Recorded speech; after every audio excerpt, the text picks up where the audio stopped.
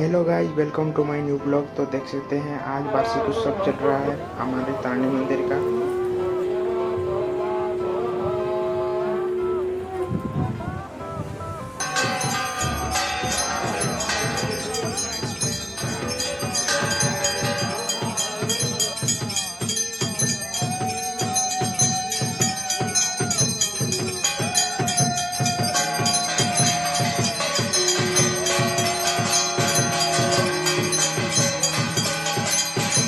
ଆମର ଗୁହାଳଡାଙ୍ଗରେ ଆମର ତାରିଣୀ ପୀଠ ଅଛନ୍ତି। ସେ ତାରିଣୀ ପୀଠରେ ଆଜି ସୁନ୍ଦର ଭାବରେ ଆମର 7 ବର୍ଷ ପୂର୍ତ୍ତ ହେଲେ ପ୍ରତିଷ୍ଠା ଦିବସ ଆଜି ଥିଲେ। ମାଙ୍କର ଦିବ୍ୟ ପୂଜା, ବଡ଼ି ଭୋରରୁ ଆରତି ଏବଂ ମାଜଣା ନୀତି ଇତ୍ୟାଦି ସମ୍ପାଦିତ ହେଲା ପରେ ମାଙ୍କୁ ଦିବ୍ୟ ଉପଚାର ବା ଷୋଡ଼ଶୋପଚାର ପୂଜା ଅର୍ଚ୍ଚନା ହେଲେ। ମା ଏ କାର୍ଯ୍ୟ ସକାଳ ସମୟରେ ସଂଗଠିତ ହେଲେ। ୟା ପରେ ପରେ 10 ଘଟିକା ସମୟରେ ପ୍ରତିଷ୍ଠା ଦିବସ ବିହିତ ଯେଉଁ ଯଜ୍ଞ କାର୍ଯ୍ୟକ୍ରମ, ଏ କାର୍ଯ୍ୟ ସବୁ ଆମର ଯଜ୍ଞ ମଣ୍ଡପରେ ସମ୍ପାଦିତ ହେଲେ।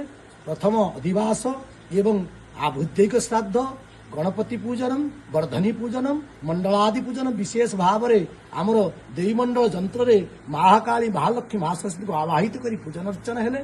ଏବଂ ୟା ପରେ ପରେ ପାର୍ବତ୍ୟାଗ୍ନ ସଂସ୍କାର ପୂର୍ବକ ହବନ କାର୍ଯ୍ୟ ମାଙ୍କର ନବାନ୍ନ ମନ୍ତ୍ରରେ ଏବଂ ମାଙ୍କର ଯେଉଁ ଇଷ୍ଟ ମନ୍ତ୍ର ଅଛନ୍ତି ଏ ମନ୍ତ୍ରରେ ମା ଆବାହିତ ହୋଇ ଯଜ୍ଞକୁଣ୍ଡରେ ପୂଜିତ ହେଲେ। ୟା ପରେ ପରେ ମାଙ୍କୁ ଦିବ୍ୟ ଆରତି ମଧ୍ୟ ହେଲା। ଷୋଡ଼ଶୋପଚାର କାର୍ଯ୍ୟ ସମାପନ ପରେ ଆଶୀର୍ବାଦ କାର୍ଯ୍ୟ ସମାପିତ ହେଲେ।